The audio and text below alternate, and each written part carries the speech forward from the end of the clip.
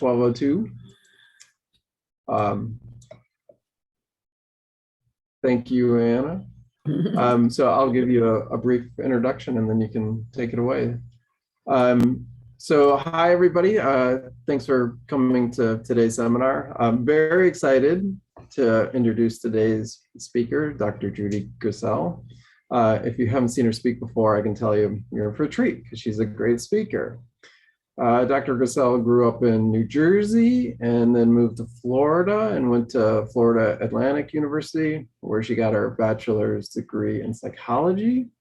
Then she went on to get her PhD at the University of Colorado with Stephen Mayer, where she did a lot of work studying pain and opioid analgesia, including one of my favorite studies where she neurobiologically dissociated associative and non-associative morphine tolerance. After her PhD, she postdoced at Oregon Health and Sciences University and worked with the group in the VA there, specifically John Crabb, but also the other people there like John Belknap and Dave Grandy. And that's where she started integrating behavioral genetics and alcohol research into her skill set. Since then, she's been working at liberal arts colleges, both teaching, but also maintaining a very robust research program, threading that needle perfectly, I think. First, she was at Furman until 2012, and then has been at Bucknell since then. She's going to talk about her work there, so I won't give it away. Dr. Grisel is also an author. She wrote the book Never Enough, which is a great look at addiction that changed the way that I think about addiction. And she's also the president-elect of IBANGS. So this is a special event where we can honor Dr. Grisel's contributions to IBANGS by asking her to do some extra work on top of what she's already doing. Sorry about that. Thank you for being so gracious. The title of her talk is Role of Beta-Endorphin and Sex on Ethanol Reward. Dr. Grisel, thank you for talking today. The floor is yours. Thank you. I'm going to try to share my screen. It looks like it's disabled right now. Maybe while that comes up, I'll just say thank you very much for inviting me, Paul. And I think I said in July when we talked about this, that as long as it's not on a final exam day, but turns out I'm giving my last final right now. So I have a grad student standing in. And I don't think of myself as a great speaker at all, but I'll do the best I can. And I'm very excited to be part of the IBANGS leadership because the meeting and the group has meant a lot to me over the years. And so can you see that okay? This is my title, great. And I just want to say that my general interest is in trying to understand who and why does someone, or who is it and why is it that someone develops a problem with drug addiction, including alcohol addiction. And so most people in the world, or many people, about 86% of the United States citizens over 15 drink. And so it's popular, but a subset of those develop a problem. And that ranges around the world from about 2 to 5%. In some places it's much higher, nearly a third of deaths, for instance, in parts of Eastern Europe, including Russia and Ukraine and Belarus, are attributable to alcohol consumption. And this is also especially the case for young people. So among people in the world between about 15 and 50, alcohol misuse is the first leading risk factor for premature death and disability. So what I want to do is try to understand what is it that predicts that vulnerable state. And obviously it's complicated. And I would say that the three main factors, somebody asked me this recently, and this is where I am today. About half of the risk we know is heritable. So genetic factors are a big part of it. We haven't been able to explain most of those factors. Laura Beirut says that most likely there's hundreds or maybe thousands of genetic variants that are going to be required to explain the genetic vulnerability. And along with that, of course, are lots of environmental factors, including especially adverse childhood experiences or other kinds of trauma. And then the third big contribution, I think, is from developmental use. And so starting your using period before 18 is a major predictor of developing a subsequent problem. Just like, 16-year-olds learn everything better, they learn addiction better too. So I'm focused really on all three of these in my lab, but I want to talk especially about my long journey with beta-endorphin that I have to give John credit for, because John Crabb, he was the one who saw a graph I brought to him at one point and said, oh, you should follow up on that. So here I am 30 years later or something, following up on it. And this is a study from Christina Giannakis and her group in Montreal, looking at people with a positive and negative family history. So negative family history on the left and positive family history on the right. And as a function of blood alcohol content starting at 0, she measured plasma beta-endorphin levels. And what she found was that the people with a positive family history, therefore at higher risk, also have about half as much beta-endorphin in their blood, just basally, so walking around. And but when they're given alcohol, they show a really robust alcohol-induced rise in beta-endorphin. And this is part of the basis for the hypothesis that people who are at risk for developing alcohol use disorders are self-medicating a deficiency somehow. And we see that with, stimulant use and ADHD and lots of things, but this is part of that. And so I study the role of beta-endorphin in alcohol reward, and that's what I'm going to talk about now. And this is endogenous opioid peptide, one of many that was discovered in the 70s and kind of the heyday of discovering opioids. And it's an agonist, a strong agonist at both mu and delta receptors.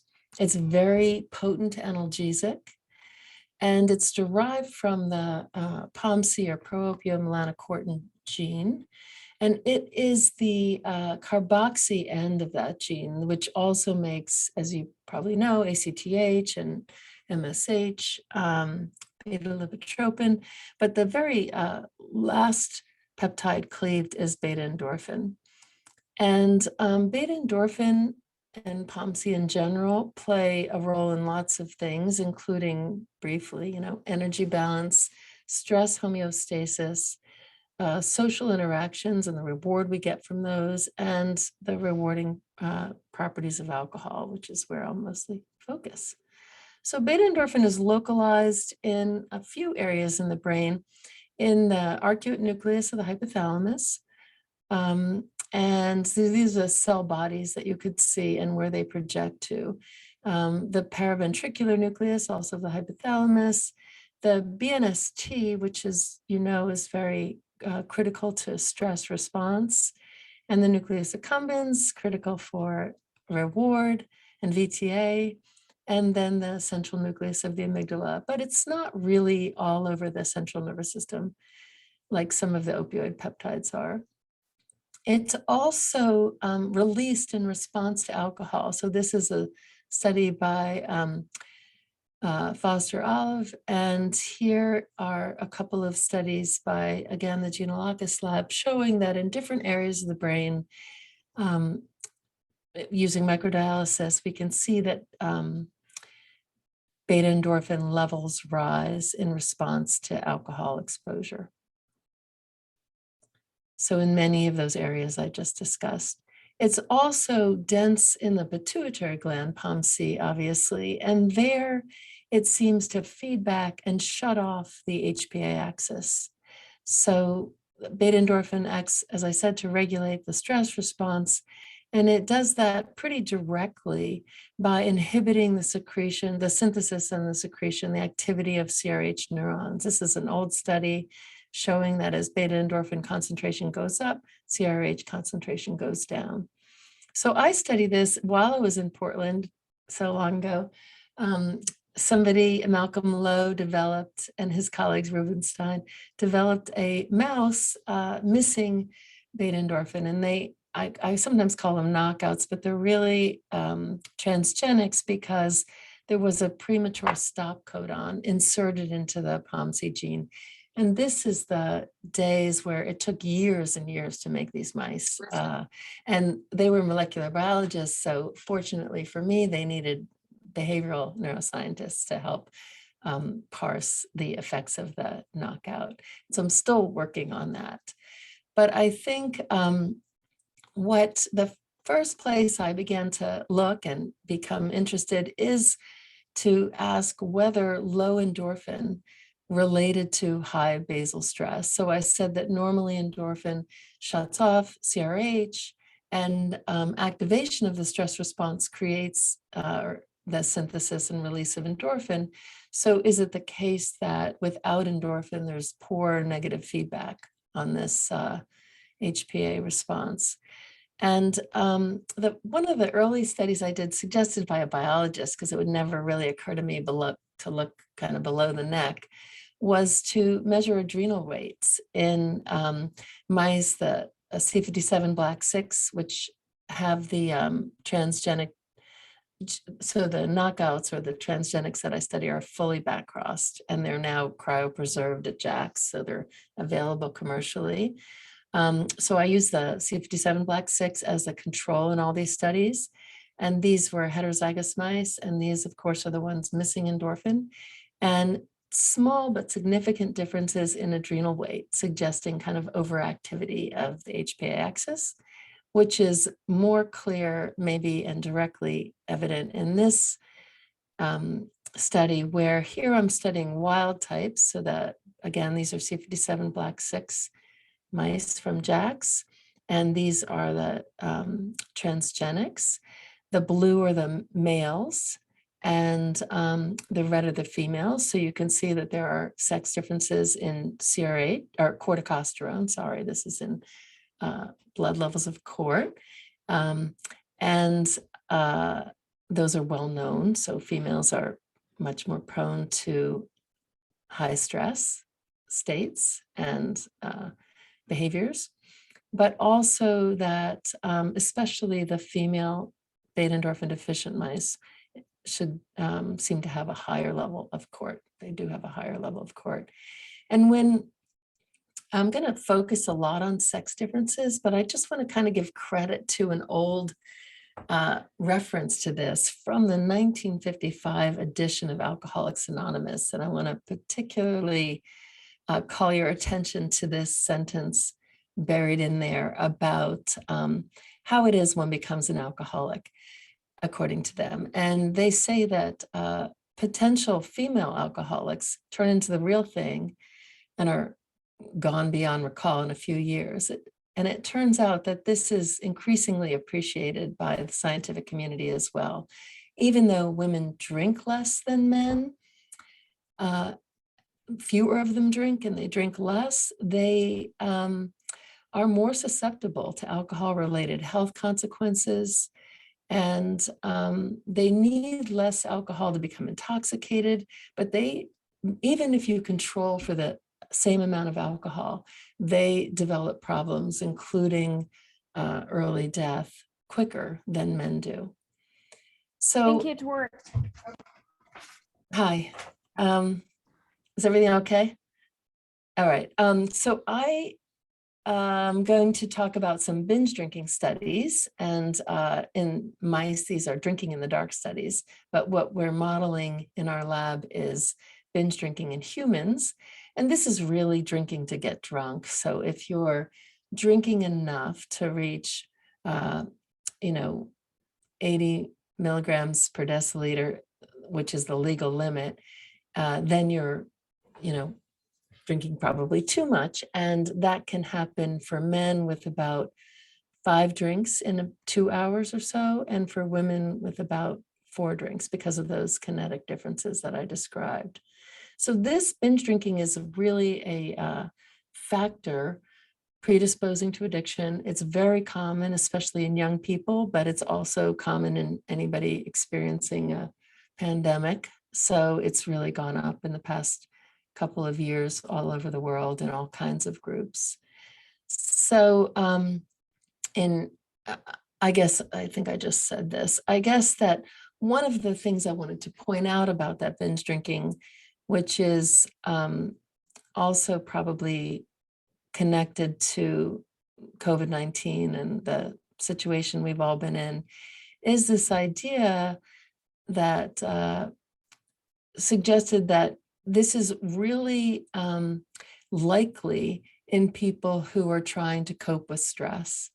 So that the more stress we have, here we go, increases are due to stress and despair, and the use of alcohol as a coping mechanism. So alcohol is positively reinforcing by providing pleasure, but probably at least as importantly, in alcohol use disorders, it's negatively reinforcing. It helps mitigate stress and anxiety. So I study that, as I said, in a drinking in the dark model. This was developed in John Crab's lab, quite a while ago now, but really was a boon for researchers studying animal models of excessive drinking, because it turns out that mice, we used to just, and I did many of these studies in Portland, where we would have 24-hour access to alcohol and, look for group differences. And I think one of mine went on for close to 3 months. And, there were significant differences after 3 months, but they were like this big. But it's much easier to study and maybe more relevant to study limited access alcohol drinking in rodents. It turns out that, like the way I am when I go on a diet, I just eat more. Mice who are not able to access alcohol all the time, and especially if they're given access at a particular time in their active cycle, which is in the dark, then they're more likely to drink to intoxication. So this is a great boon, and I use this model in this way, copying pretty much the protocol developed in Portland, so that mice acclimate to a single house with 2 water bottles and all the food they want and corncob bedding for about 7 days.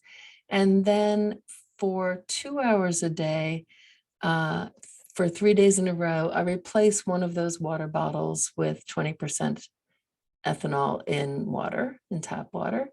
And then on the 4th day of the experimental part, I give them 4 hours of access. And mice readily consume, especially in that binge 4th day, high levels of alcohol. Immediately after that, I sacrificed the animals, collected blood to measure hormones and brains and adrenal glands. So what we saw is that there were no sex differences in the wild type mice, but that beta-endorphin deficient mice showed big sex differences, in that the female mice drank more than the males. And this suggested that having the high stress state of low endorphin kind of unmasks a sex difference that's present. And so this is let me see if I did this. Yeah, no, that is the drinking on the 4th day. And Also, I did this in including the heterozygous mice. I don't usually, most of the studies I'm going to show you don't involve vets, but there was sort of a dose-dependent effect of beta endorphin on drinking that was, as I said, sex-dependent. And this happens, the same study more or less happened to be done in Mary Jean Creek's lab with the same mice. So, and they found basically the same thing. They had a slight difference in males and females in the C57s, but again, the sex difference was much more evident in the mice missing endorphin. So this seems to be a pretty solid finding, and I wondered how that related to alcohol's ability to ameliorate stress. So here I'm showing data from male B6 and beta endorphin deficient mice after 4 days of water drinking. So these are control males, and you can see that Cort levels are higher, as I showed you earlier, in the males. And when they drink, there's not much difference there. So Cort is slightly elevated in the B6 drinkers, but not in the knockouts. That pattern is really different in the females. So first of all, in the females, again, we saw the slight elevation with water, and then a big difference in female drinkers. So that, I'm sorry, this is the water. So we see a bigger indication of chronic stress in beta endorphin deficient females. And that is really reduced by alcohol consumption. Hope that makes clear. So the first finding here is that the beta endorphin deficient mice have higher basal Cort, and that binge-like consumption normalizes Cort really, but only in the females. So this brings me back to what's going on with beta endorphin in the brain. And I said that beta endorphin projected to these areas to do with stress and reward, and I'm going to kind of pull those out a little more. We know that the amygdala sends CRH and GABA projections to the BNST, which is kind of coordinating the cognitive and endocrine response, as part of the extended amygdala. And then that area projects to the hypothalamus. And in the hypothalamus especially is where beta endorphin would be released.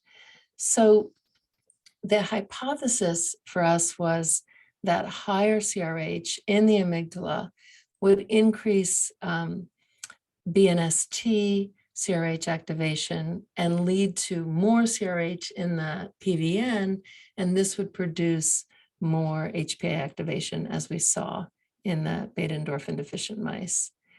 And this study was done by Colleen McGonigal, who I think is a member, and she showed that in this extended amygdala, there was higher levels of mRNA for CRH in the beta endorphin deficient females than in wild type females. So going back to this finding that I showed you earlier with the higher CRH in the amygdala of this is just the female mice now, treated with water, and then treated with alcohol. I showed you that corticosterone normalized, and also CRH, I'm showing you now, is reduced. So CRH was higher in Colleen's study in the amygdala in the knockouts, but after drinking gets lower. So it looks like by drinking, the high stress beta endorphin deficient females can normalize their HPA axis. And that turned out to be true, especially, or maybe only, in those that drank to intoxication. So I said that in this drinking in the dark model, mice are prone to drinking quite a lot, but not every mouse drinks a lot. So here we divided the mice by those who didn't achieve blood alcohol concentrations of more than 80 milligrams per deciliter, or the binge drinking criteria, and those that did. And you can see that in the females, the reduction in corticosterone in the blood was dependent on this high drinking. So those females that drank that much were able to reduce cort levels, and this relationship wasn't probably as necessary in the males. So our current hypothesis is that missing endorphin results in a high anxiety state, and this is especially true for females, and that intoxication can alleviate that high stress state, especially for females. Now, we don't, a lot of times people ask about, why am I using these mice that were developed in the 90s and are, so genetically, I guess, simple. I mean, this was in the early days of the knockouts. So why don't, they're constitutive knockouts, they're missing endorphin their whole lives. They have very few other issues. They, especially the males, interestingly, tend to have metabolic issues with age, and they gain weight more quickly. But in general, they're, not that noticeably different. So why focus on these mice? And the reason I do, and I haven't really been able to convince grant reviewers, so maybe you can give me some guidance here, but I feel like since everything is connected to everything, by pulling out endorphin and creating a stress state, unmasking kind of something about the whole circuit in general, that in C57s who are relatively insensitive to stress and probably everything else, I don't get to see. So I feel like the tool of missing endorphin enables me to study aspects of sex differences in neurobiology of alcohol that would be harder to find otherwise. So for me, the value is in seeing what else is changing. So I'm going to spend some time on looking at GABA signaling in these mice. But before I do, I want to just tell you about another set of studies, not involving drinking, but involving conditioned place preference. So this is kind of hilarious because I think I was in Portland when I got a grant to study. Maybe I had just left Portland and started my first job, but I got a small grant from NIAAA to ask the question about conditioned place preference differences possibly in beta endorphin deficient mice. And this is a well-known model, probably everybody knows, typically done in the way that I started to do it, which was I would have a chamber that was divided into two sides and sometimes three sides. And the middle part is neutral. So it's sort of not striking in any way, but the two alternate sides differ in terms of their context, often with the type of flooring or walls or other kinds of environmental cues. And the notion is that the drug effects, the subjective effects of a drug will be paired with one context or another, and that an animal will show you how much they like that subjective effect as a result of this classical conditioning by either going toward or away from that context. So I started out doing this as Chris Hunningham, also at OHSU, taught, where I would habituate them on the first day so they got used to the whole chamber. And then for a little over a week, I would give them alternate experiences of, say, saline on this side and alcohol on this side, or the vice versa, all counterbalanced. And then after 10 days, or on the test day, 10 days later, I would put them in the center and just invite them to go where they wanted to go. And unfortunately, what I found is that they didn't care.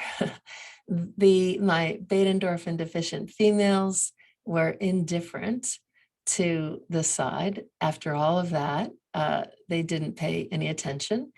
And the same was true. Actually, the males, interestingly, and I'll come back to this, had an aversion if they were missing endorphin.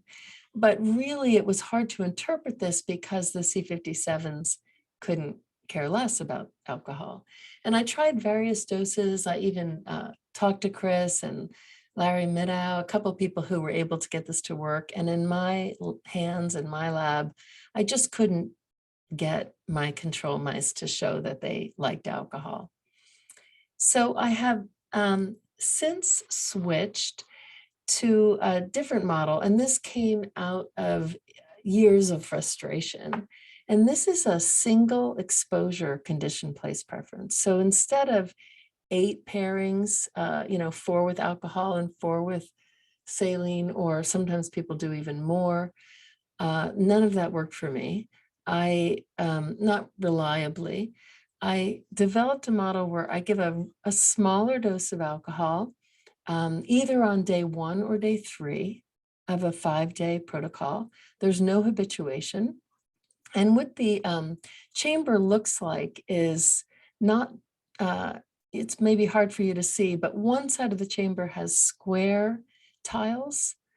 It's like Home Depot tiles, and the other side has circular tiles, but otherwise it looks the same. And there's no habituation. So on day 1, let's say they get alcohol here, and on day 3, they get saline here. And on the 5th day, I put them in the center.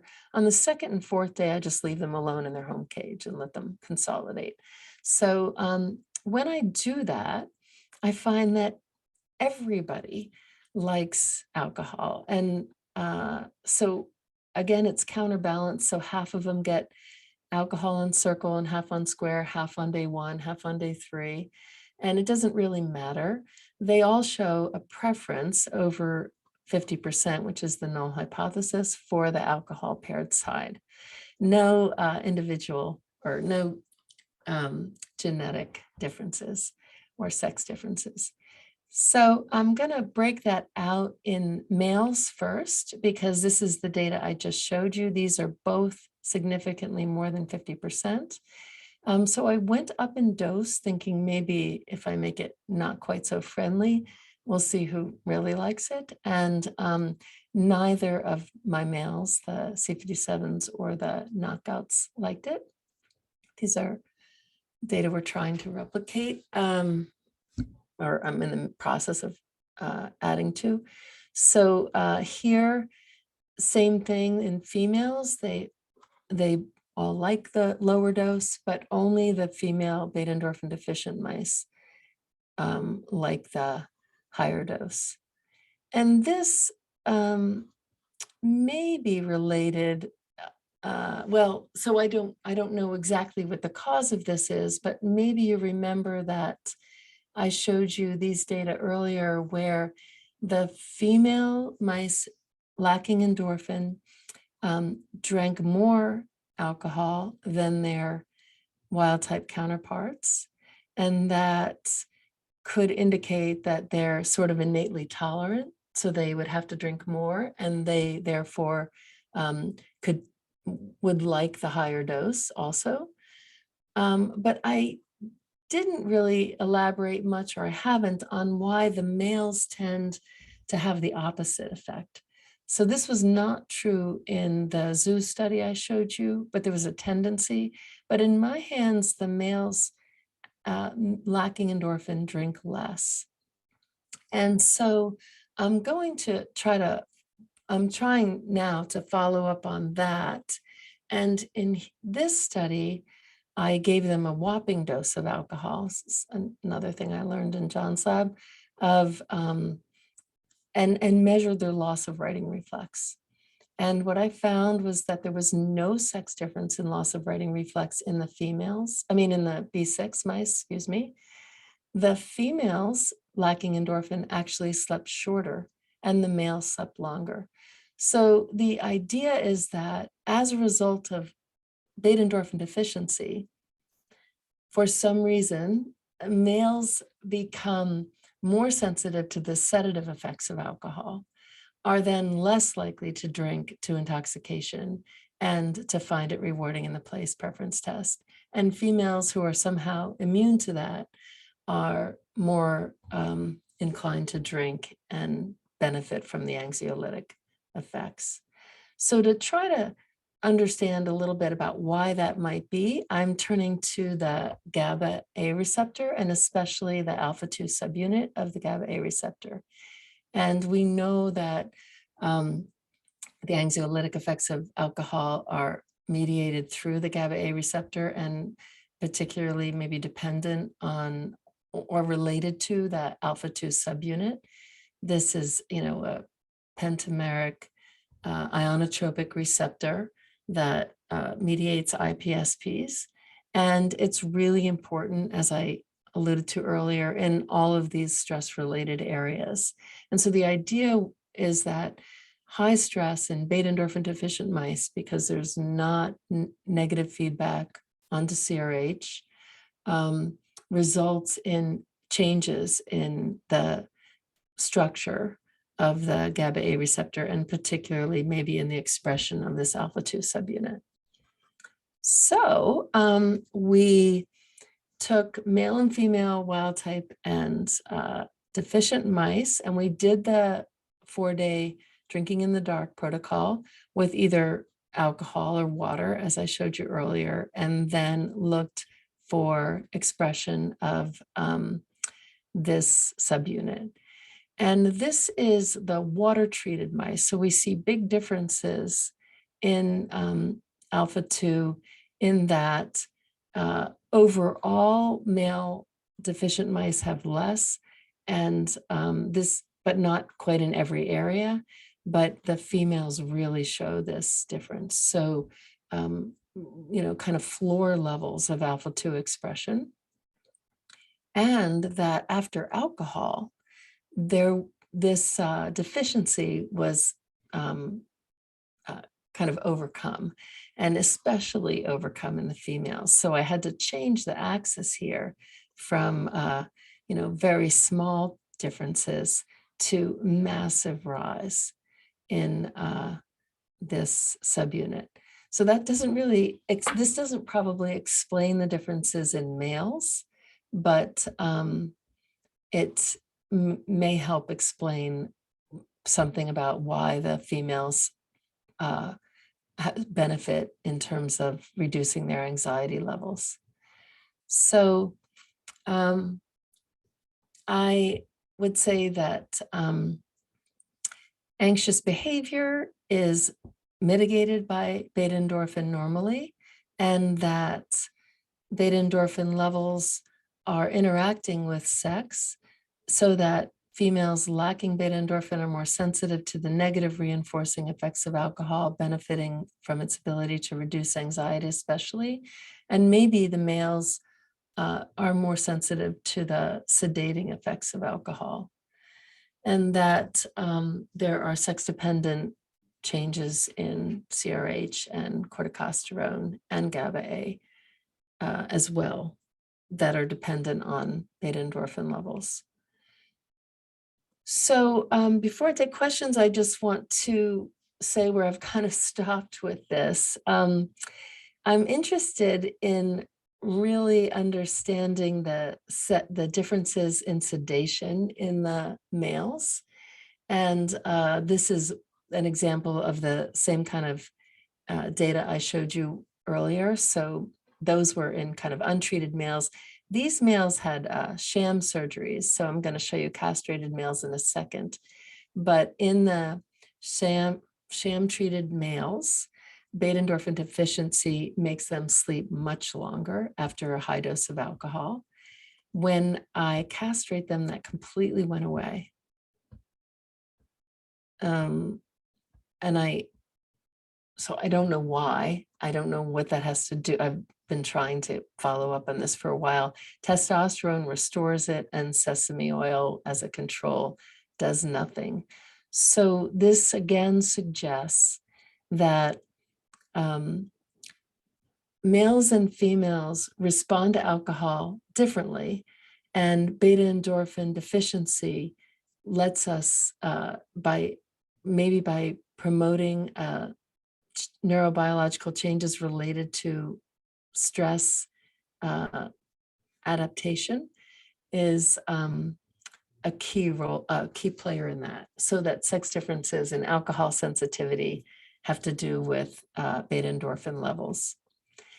So I want to thank all my students, especially. I work with undergraduates almost entirely until recently, I should say, when I begun to have some grad students. So my first graduate student was Todd Nentwig, and he did some of these studies. He's now at MUSC. I don't have Colleen's picture. Isn't that terrible? Colleen was not a graduate student. That's why she's probably over here, and she is now in Indiana. And then Madison Waldron is now at the University of Minnesota. And I have a new student, Holly, who is proctoring my exam. So not here, but maybe she'll come to the meeting in Memphis, hopefully. So I can take any questions. I think I'll stop the slideshow just so I can see you guys and not the green dot. But thank you for your attention. Thank you. I didn't stop the share though, did I? And we can see Colleen's picture ourselves because she has it on her, it's her Zoom icon. Okay, now let me see, where can I get to this share thing again? Oh my gosh. Can you stop me from sharing? Probably I not. know. See. I can try. Let me try this. Yeah. I should have done that first. I think you'd think I would know this. I've spent the last year and a half. There we go. I just stopped, Judy. Okay. Thanks, everybody. Carla? Carla, go for it.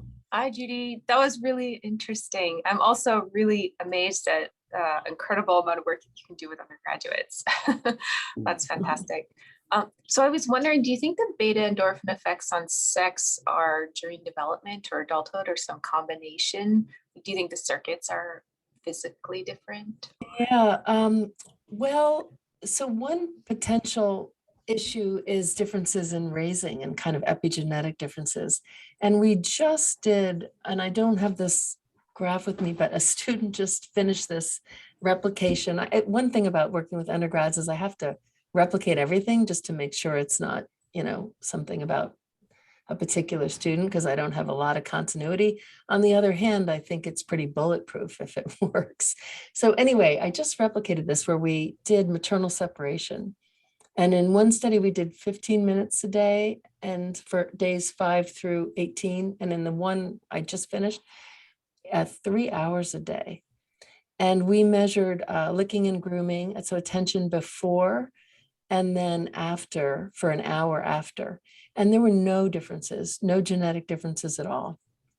So maternal separation in both cases increased the amount of attention the pups received, but it didn't do it differentially. And I couldn't tell males and females, the mother's either doing it or not. So I don't see differences there. I don't know. I think that they're more just generally prone to anxiety, and that of course can change everything, can change brains and behaviors. But I don't, I think it's really, this is the initiating factor, lack of ability to shut off CRH or not being able to do it as well, makes you chronically stressed, and that chronic stress then changes brain and behavior in a sex dependent way. And I think, my first mentor, Steve Mayer, he said one time, stress affects everything. And I think that's true. And he was kind of saying Therefore, it can't explain really anything because it affects everything. But I guess what I feel like is we're more likely to understand the brain and behavior under conditions of stress, because it kind of perturbs this, copacetic state that's really not as natural. So when you put some pressure on a system, that's when you're going to see things like sex differences show up. Thanks. Thank you. Nice talk, Judy. I enjoy following that story. I'm for the measure of a loss of writing reflex. I think you've heard this before, but I can't remember the answer. And I'm usually more interested in the brain level of the drug at the point in time when the animal recovers function, rather than how long it took.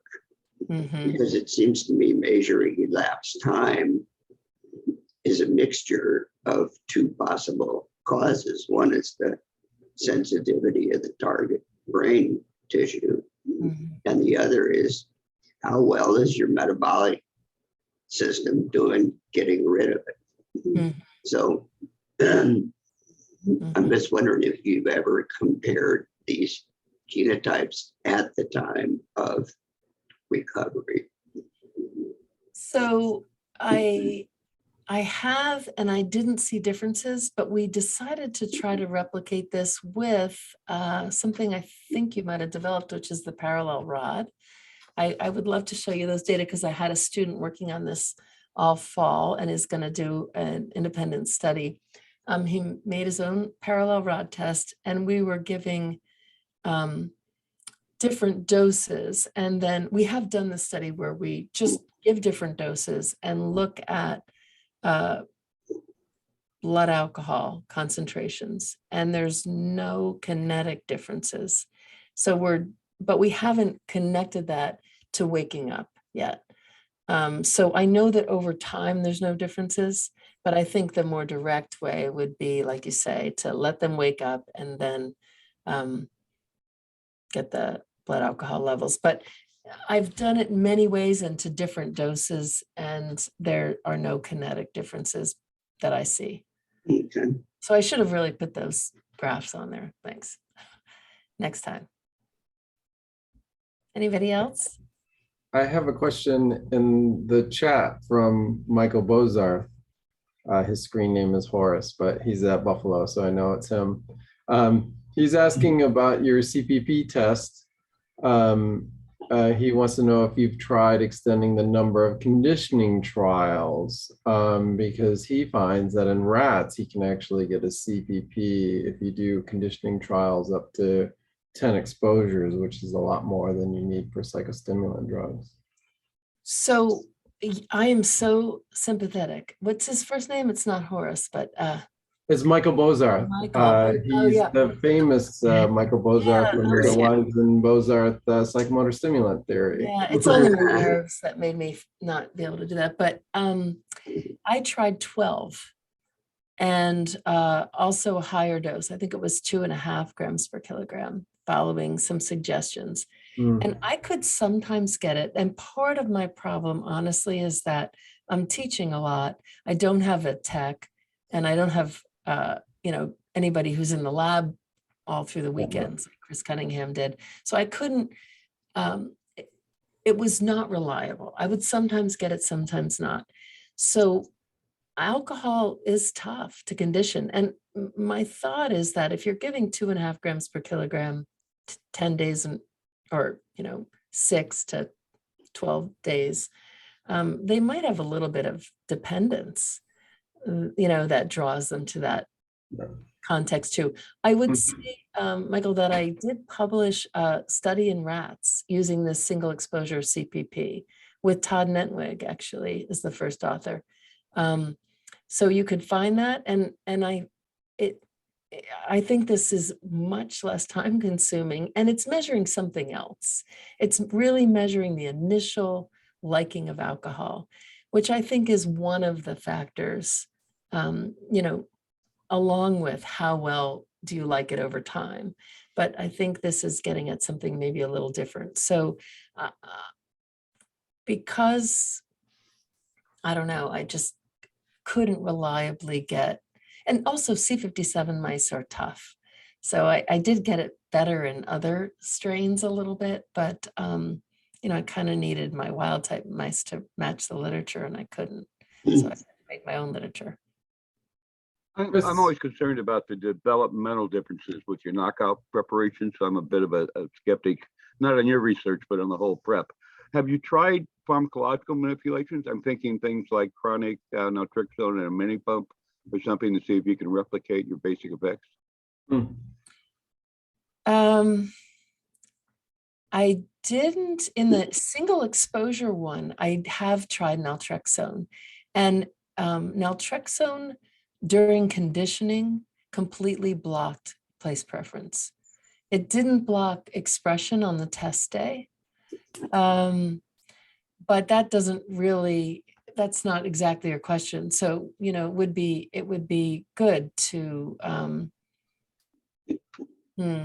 so I see a constitutive knockdown with naltrexone. I think that actually enhances opioid signaling though, doesn't it? Isn't there a counteraction where chronic antagonist promotes opioid receptor expression and maybe other, enkephalin increase? I'm not sure. I think they might all have problems, but just, I guess I still feel that I'm not studying the direct effects of beta endorphin. I don't pretend to be studying that because I think you're absolutely right. This constitutive knockout is a different animal.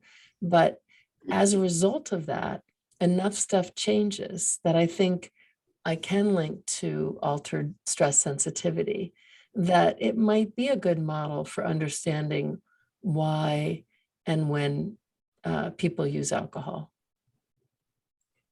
But I think I have to convince you, so probably not.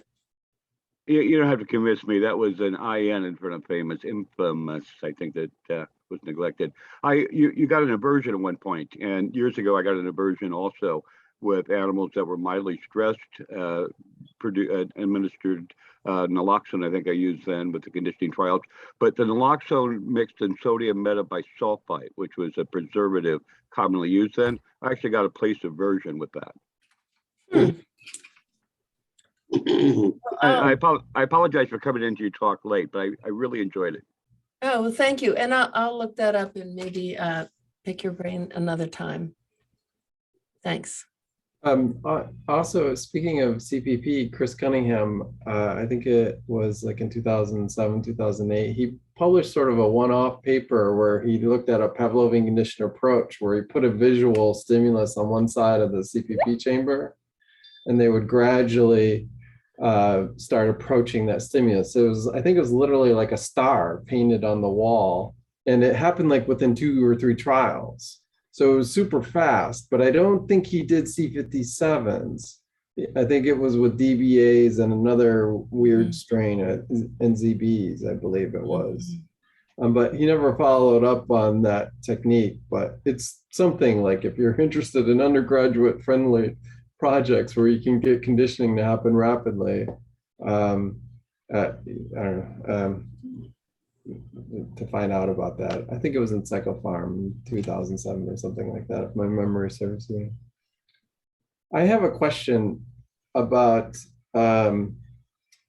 the family history positive graph you showed at the beginning, where you get increases in beta endorphin with increasing concentrations of alcohol and family history positive, but not negative. Are those all in males? No, they were, think about this. Gary Wand has done some of these too. So there's a few, Jan Froelich has done some. So that particular study, I don't think is all in males. There are more males in the literature than females. Okay. Sure. So I don't think but Gary Wand might be the only person who, I know nobody's looked at sex differences. Nobody's had the power the last time I checked, I guess, which is probably 3 years ago. to ask that question. And yeah. So what I was trying to understand, because at the beginning it made sense that people would drink alcohol to increase beta endorphins to tamp down the HPA axis. But in your knockouts, they don't have that. So where is the stress relief coming from? Like, how is alcohol doing that? And I mean, I guess you would say GABA A receptors. Well, I would guess GABA A affecting CRH, and maybe in the males because of some changes, and being more sensitive to the sedative effects, they're less inclined to get that. Yeah, I mean, these are, not a model for that because they can't release endorphin. So you're right there. It's some other reason. It's great to unmask other pathways into that regulation of the HPA axis by alcohol. Great to explain the whole circuit, but yeah, Right. take Yeah. a while. Hi, I'm a student at University of Buffalo, and this is really interesting to me because I'm just starting my PhD thesis work, and I'm interested in studying, this exactly, but with opioids. So we actually have an opioid receptor knockout mouse, where actually it's specific, the knockout is specific to astrocytes, so we're studying it specifically to astrocytes. But we saw something similar with these mice where we didn't see CPP to, I believe it was morphine in the knockouts, or there was no difference in the knockouts in their CPP, but we did see enhanced naloxone precipitated aversion in these mice. And I think that's really interesting. I'm really interested in looking at stress effects and eventually tying this all to the stress system, HPA axis, and eventually leading it back to relapse, because we don't exactly know the biological mechanisms of relapse.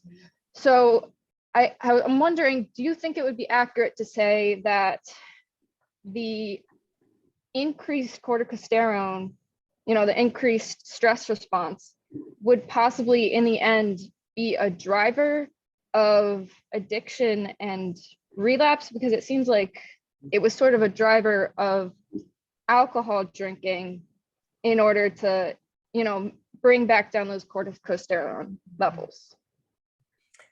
Well, your thesis sounds really interesting to me, so I hope I'll get to hear more about it as it unfolds. But I do not, I think the relationship between stress and using is so complicated because these drugs are all stressors, and alcohol is like a great physiological stressor, but people drink if they're anxious and self-medicate anxiety. So I think if I could really understand stress, I'd be better able to answer your question. And I think your study is probably going to maybe help with that. And you're using male and female mice? Yeah, and so I plan to do, well, I'm actually planning an experiment with these mice to, measure if to do the knockout, induce the knockout, they're like a tamoxifen induced GRI recombination sort of thing. So I'm breeding the mice right now, and then I'm planning to do stress exposure on them, like restraint stress, and then measure their HPA axis function by taking, blood levels of corticosterone. So that's something I have up and coming, but then I'm also planning on doing self-administration with these mice. So I don't know, that's something down the road that I'm thinking about.